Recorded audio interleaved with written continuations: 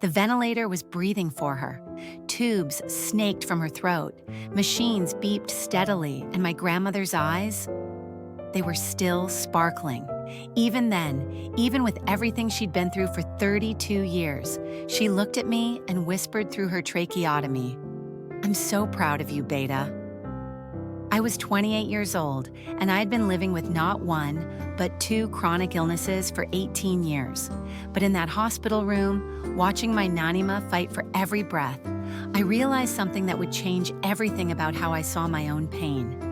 My name is Nitika, and my grandmother and I share something that most families never talk about, something that shaped both our lives in ways we never imagined.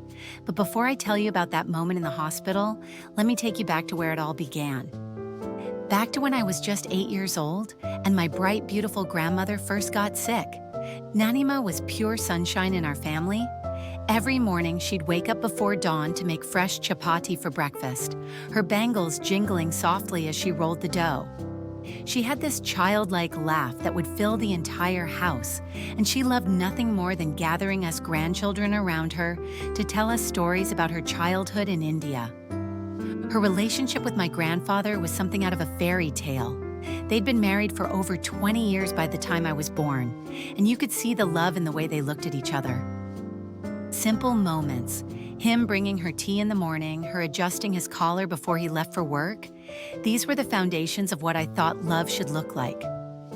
Our house was always filled with the smell of her cooking, the sound of her humming old Bollywood songs, and the warmth of her endless hugs. She was the kind of grandmother who made you feel like you were the most special person in the world. Then everything changed. I was 8, sitting at the kitchen table doing homework, when I heard my mother's voice crack on the phone. "The doctors say it's serious," she whispered to someone. "They're running more tests." I didn't understand what was happening, but I could feel the shift in our house. Nanima started disappearing for long periods. Doctor appointments, she'd say with a smile that didn't quite reach her eyes. The morning chapati routine became sporadic. Her laughter, when it came, seemed to require more effort. I remember the first time I saw her really struggling. She was trying to lift a pot of dal, something she'd done thousands of times before, and her hands were shaking. The pot slipped, and hot lentils scattered across the kitchen floor.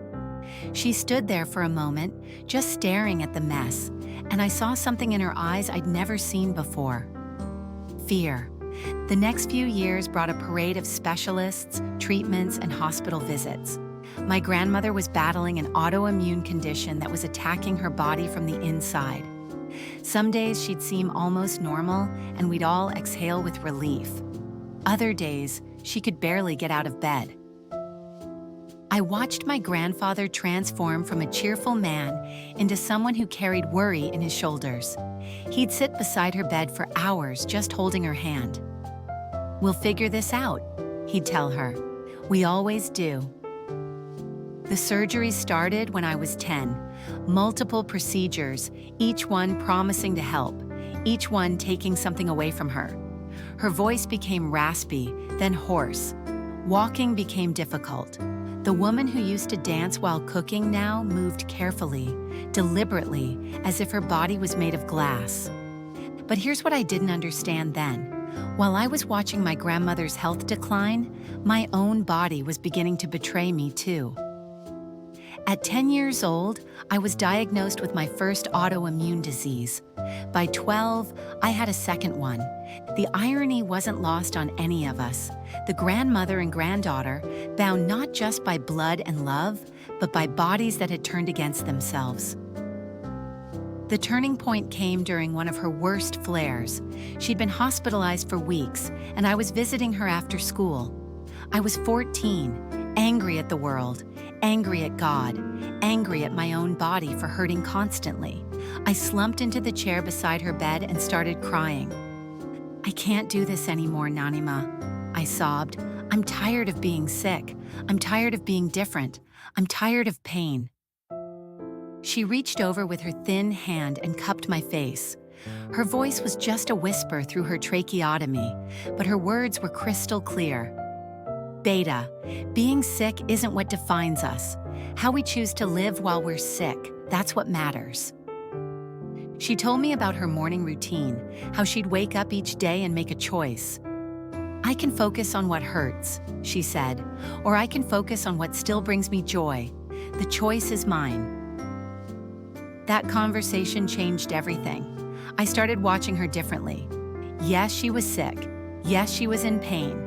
But she was also still telling stories, still laughing at my grandfather's terrible jokes, still asking about my school day with genuine interest. Recovery for both of us wasn't about getting better.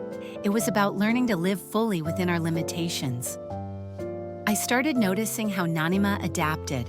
When she couldn't cook for hours, she'd teach me recipes instead. When walking became difficult, she'd sit in the garden and describe the flowers to me in such detail that I saw them through her eyes. She taught me that strength isn't about never falling down.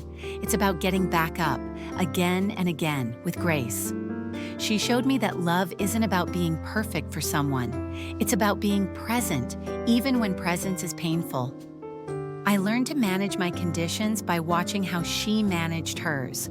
When the pain was bad, we'd sit together, sometimes in silence, sometimes sharing stories. She understood my struggle without me having to explain it because it was her struggle too.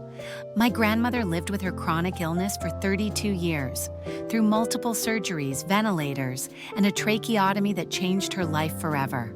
Through days when hope felt impossible and nights when pain felt endless. But when I think of her now, I don't think of the pain. I think of her bright smile, her childlike laugh, and the way she loved telling stories. I think of how she taught me that love is loyalty. Love is having grace for each other. Love is being strong when your person feels weak. She passed away last year, but her lessons live on in every choice I make about how to live with my own chronic conditions. She taught me that illness might be part of my story, but it doesn't have to be the whole story. To anyone out there who's struggling with chronic illness, whether it's you or someone you love, I want you to know this.